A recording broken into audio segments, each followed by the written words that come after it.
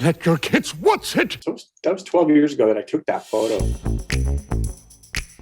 My name is Walter Smith. I'm the owner of Pantheon Productions, which is a niche gay adult company based out of California. It was really pretty random. I was working in the corporate world, this is a long time ago, in the 90s, after school, and just was burned out, and I wanted to do something different. And so I learned a bunch of skills like camera work and lighting and all that kind of stuff because it interested me. And then a friend of a friend had started Pantheon Productions and said, "Hey, do you want to be a cameraman?" And I thought, well, it'll be some good experience. And that's where it started. That was like 2003, 4 maybe. And then it just grew from there. Well, it's Wood, the model, naked, sitting on the edge of a bed, sort of leaning over, looking straight into the camera. We can talk more about his photo shoot later, I guess. And the meme just took off. It's crazy to me because I had no idea at first. The original meme that I saw was him. He was wearing a mask, and it had something to do with the coronavirus. It was right at the beginning of the pandemic. I was like,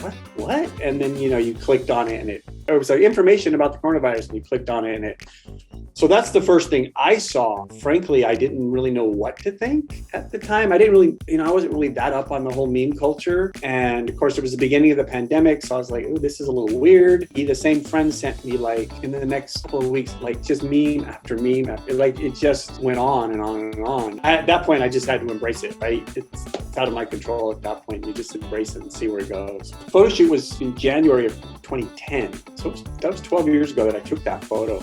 I worked at a gym, Gold's Gym at the time. It was pretty, probably like 90% gay men went there, or gays and lesbians. But there was this small sort of like group of straight guys, sort of big, like, guys. And he was one of them. I would see him there all the time. We just happened to be there at the same time.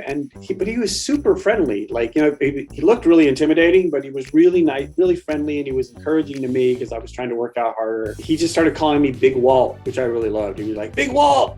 and give me like a whole bro handshake, which I loved because I felt like it gave me some cred in the gym, ridiculous, but that's how I felt. And, we just started talking about, working out and, supplements, the usual stuff we talk about in a gym. And eventually, I think somehow it came out. I told him what I did for a living, and he's like, "Oh, that's really cool. That's really, interesting." And finally, I worked up the courage to ask him if I said, "Would you do a shoot? Would you be willing, to do it?" And he was like, "Well," he's like, "I don't know. Let me think about it."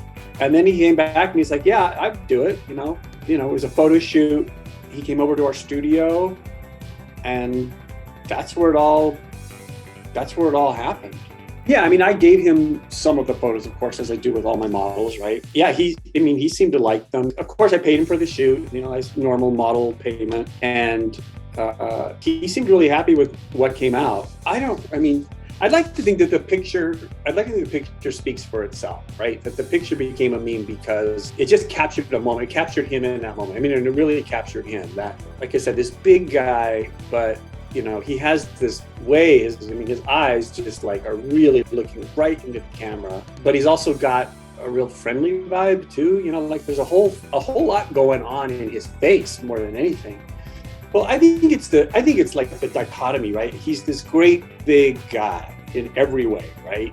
But then with his eyes and the look on his face, there's a sort of a gentle giant aspect to him. He's this big guy, but there's no intimidation really there. It's friendly and open and sexy, all kind of wrapped up into one. I think if he was trying to look, aggro or stereotypically sexy, it wouldn't work. It would look like a joke at that point. Well, again, I didn't really understand what meme culture was. And I was like, wait, it's a pandemic. I knew he had passed away. Of course, no one else knew that at the time, or few people did. And I thought, I didn't like that sort of, bait and switch, I guess, or clickbait aspect to it. It made me uncomfortable. But, in hindsight, I recognized that it was a way for people to kind of, gallows humor, laugh at, I'm talking about the pandemic, laugh at what was happening. Everyone was scared. And this was a way to make light of something that people were scared of. Yeah, well, well, the first one I saw was when he was in hands. It didn't really surprise me, right? That's kind of what I would expect people to do. First I was like, wow, they did a really good job. That was my first thought. I'm like, that's really hard to do, Photoshop it that well. And I think by the time I saw that, I was like, well, I had accepted that this had taken on a life of its own, and there wasn't really, I was not going to control it, and so I better just roll with it as best I could. Okay, so then it was 2016. That sounds about right. And it was a friend of mine who still went to the same gym. He said, hey, remember that guy that Wood, that you took those photos of? He went to the gym, and I guess there was something up at the gym about that he had passed. And so he told me, and I was, like most people, I was really sad about it. He said he was always a really nice guy, and we obviously hadn't talked in a few years at that point, but you hate to see anyone, especially young, he's younger than me, I know, and it was just sad to see that had happened to him. I don't see the meme as a negative at all. I really don't. I mean, at first I had that reaction, I guess to use Andy Warhol's, 10 minutes of fame. We all get it, but it's not true. We all don't necessarily get it. Through that meme, he's brought a lot of joy to people. Obviously, like over the last year or so, I had multiple people reach out to me about producing an NFT out of this photo. Again, first thing, like with memes, I was like, I don't know what that is. I need to learn. So it's been a long process of me getting myself educated to really know what this is and what it would do and what it means. But that's a great question. We talked about whether we should do an NFT. Initially, it's going to be the one of one. We think if there's interest, there's a whole series of photos of him in that pose in particular. The opportunity may come for us to do more, to have a group or a collection of those photographs. That's my big takeaway. You never know where life's going to take you, as we talked about, right?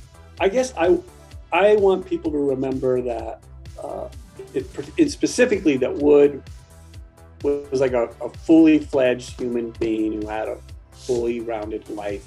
I think he'd be getting a kick that this photograph is giving so many people so much pleasure.